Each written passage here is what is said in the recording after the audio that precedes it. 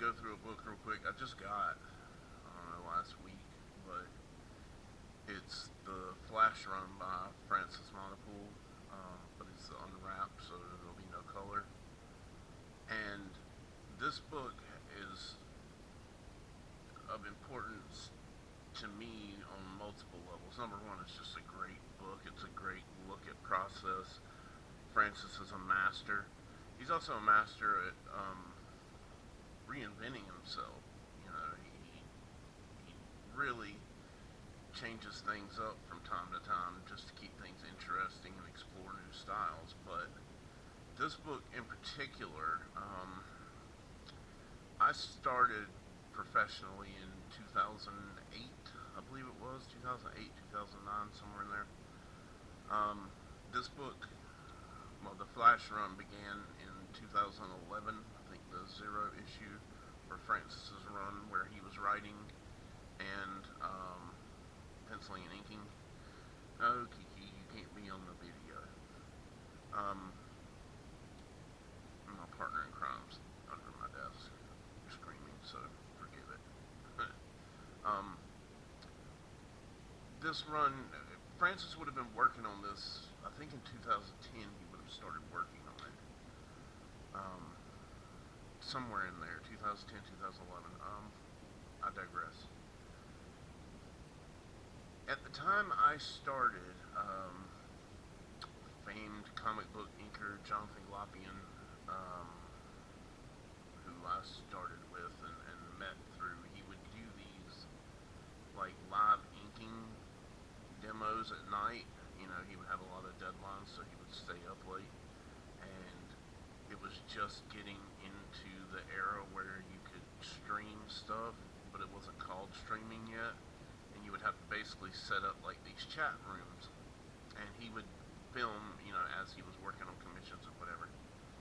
And that progressed, and I started working with Jonathan, spotting blacks and stuff, and learning about inking um, on Brave and Bold when he was working with Philip Tan. And at the time, as this progressed, Jonathan kind of got bigger and bigger, and these get-togethers would, um, you know, kind of become more noticed, and people would talk more. And one night, he did kind of a smaller, instead of like opening it up to everybody, he just opened it up to a couple people, and we were all in there hanging out. It was like 2 in the morning, and Francis popped in and was discussing this book and what he was planning to do, and the painting, you know, the inking, ink wash style. So I look back on this fondly. Francis was a super nice guy, and he was, you know, spilling all the tricks he had come up with, and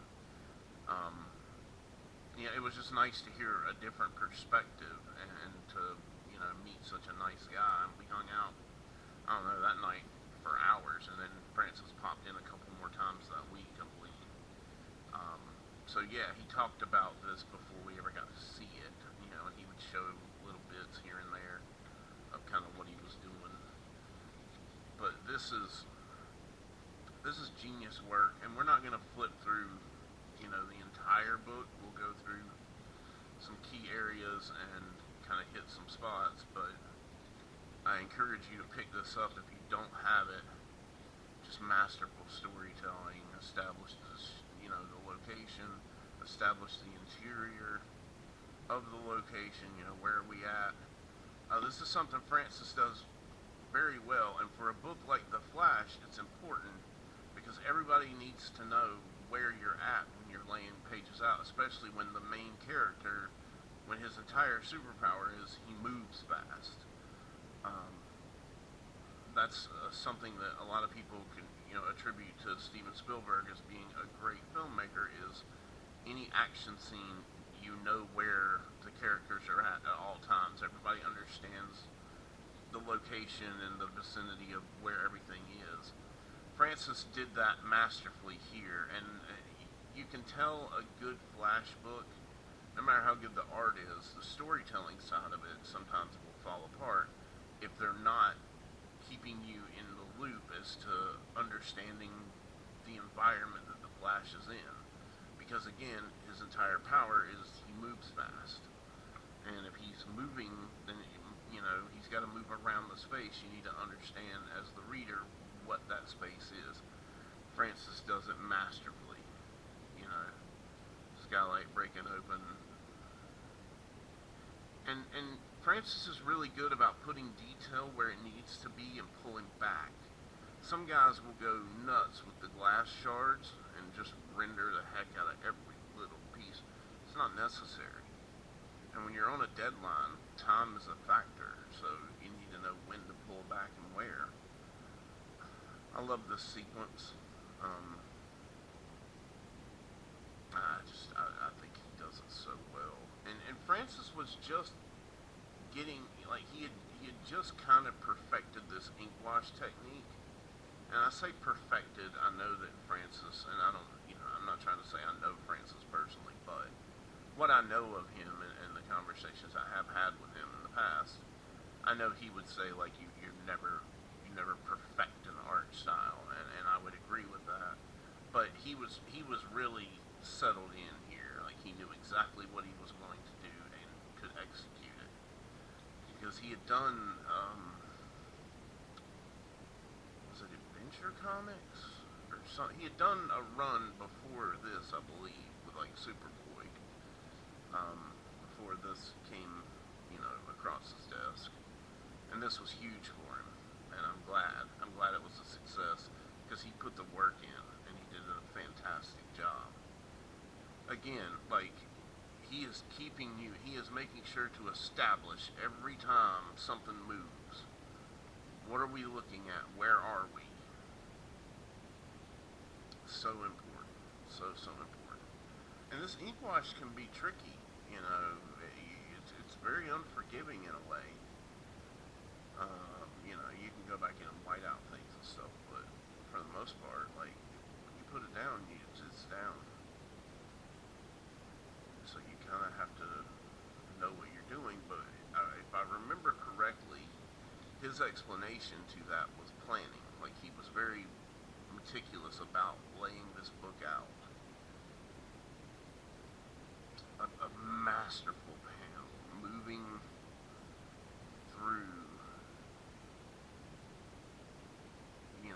bringing you all the way down, and then textures, and making sure to wash all this out, because your underground is going to be darker, your light source is here, so we're coming, everything's bouncing up, great texture on the pipes. It's just, he's so good. If you're not into Francis' stuff, man, take another look. And I've seen some of his recent work. He posts YouTube videos, which are great. He posts on Instagram, which is great. And the dude he's just so good. And super nice guy, like the nicest guy ever. So if you ever get the chance to meet him, I would highly recommend it. Have a conversation. And again, like I said, I'm not going to go through the whole book, but we are going to flip through a good chunk of this. Like, establishing shot. Like, constantly establishing where we're at. That's so critical. That's critical in a comic and in storytelling in general, but especially, and I'm going to beat this point to death, especially in a book where the character's power, the way he solves all his problems is the boy moves fast.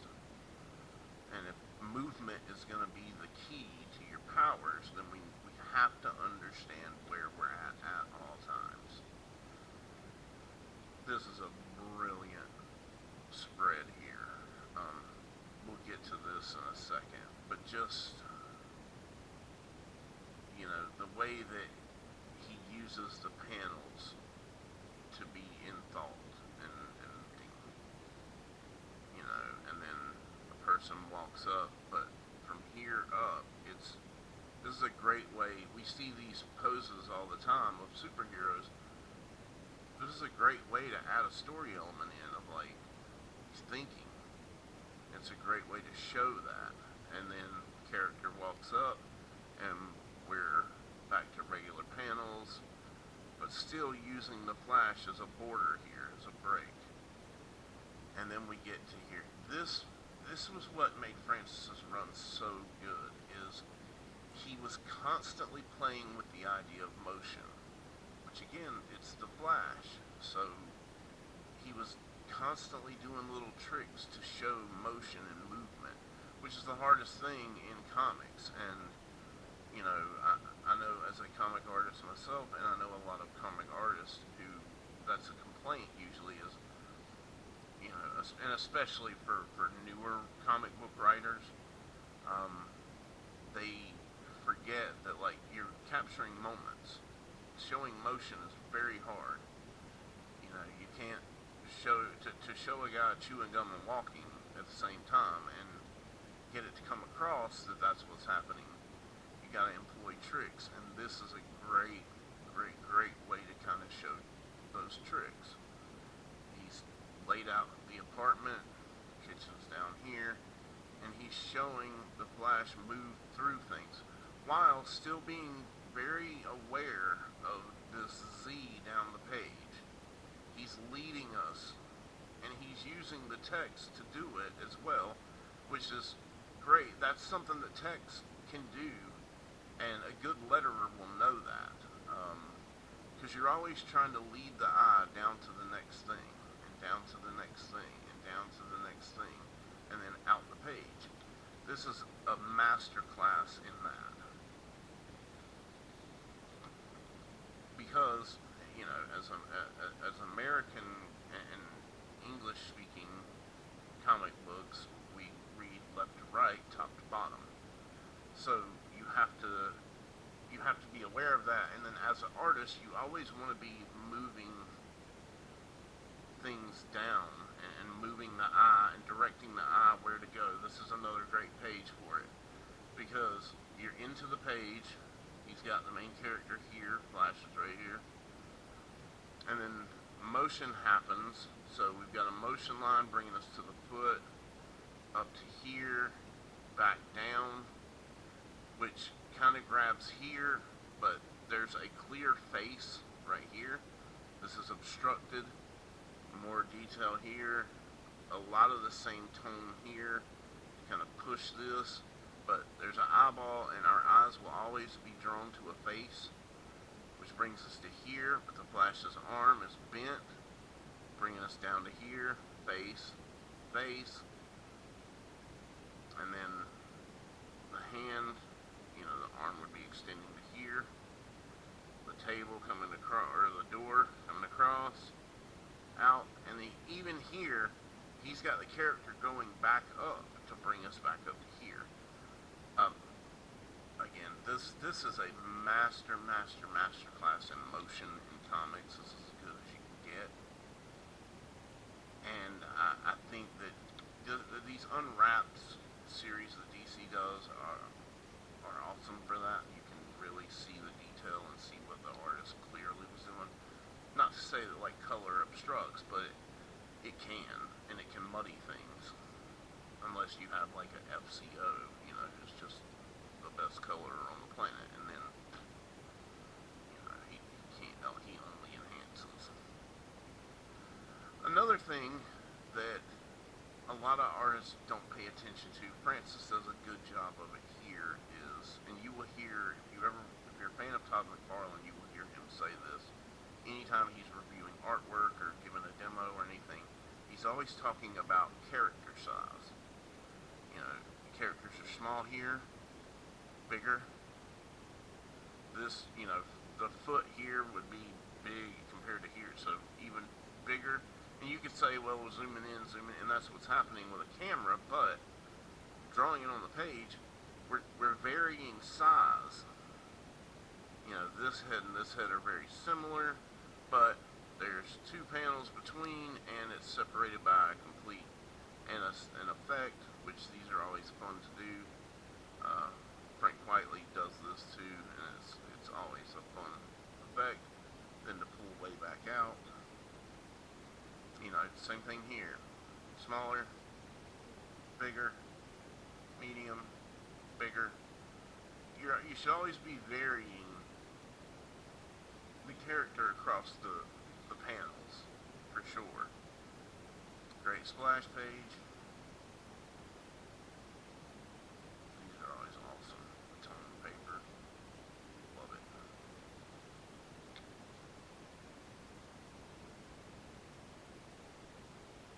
You know, here, bigger, kind of same, little smaller, which is the camera pulling back. But, you know, it this that flattens this page out when you do that. Todd McFarlane's point is like changing the sizes keeps it interesting, keeps your eye drawn in. Awesome double page spread, heavy Frank Miller influence here. I don't think I'm out of line saying that. Maybe I am. Maybe that's not what he was. But I would bet that Francis would be okay with me saying that's heavily Frank Miller influenced. And this is the great thing about comics. It's one of the few art forms where seeing the influence is kind of an Easter egg, and it's cool. Like, I saw this and I, went, man, what a great sequence. So good, especially showing motion, which the theme of this book.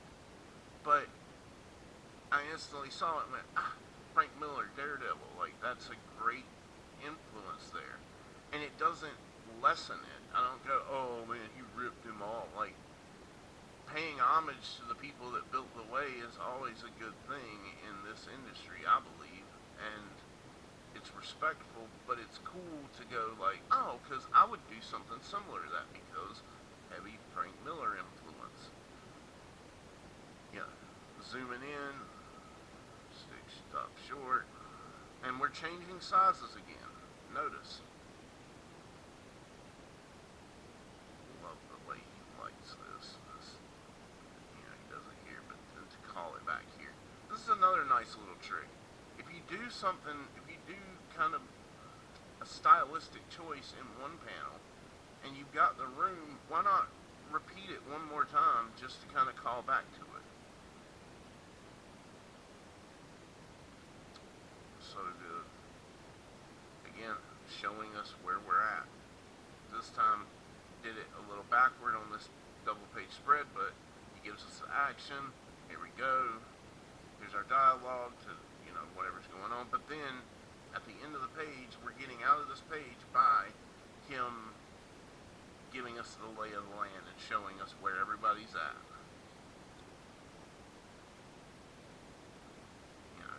The text effects, again, always fun.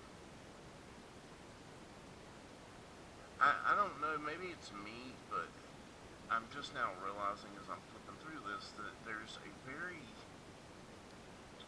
and I hope I don't offend by saying this, but I'm noticing a mix of style here that I really like, and it's almost like what Francis is doing is he's giving us full detail,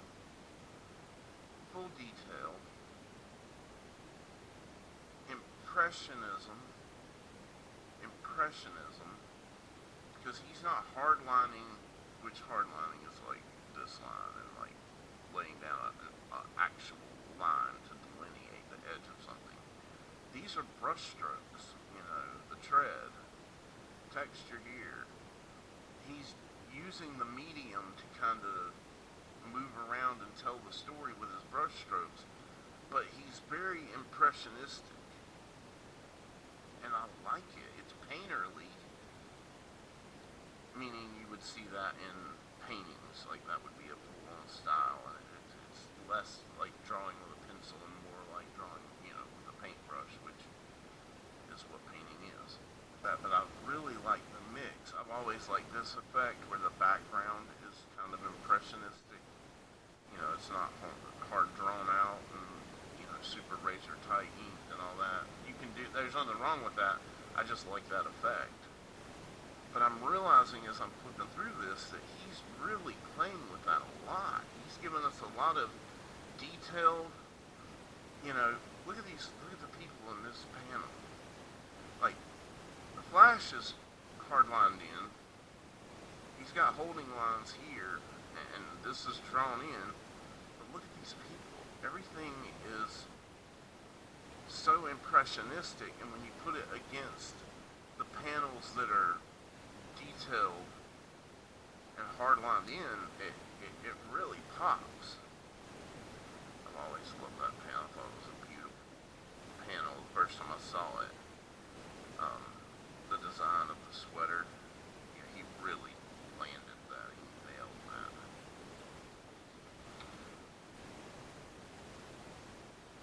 Explosion of thought.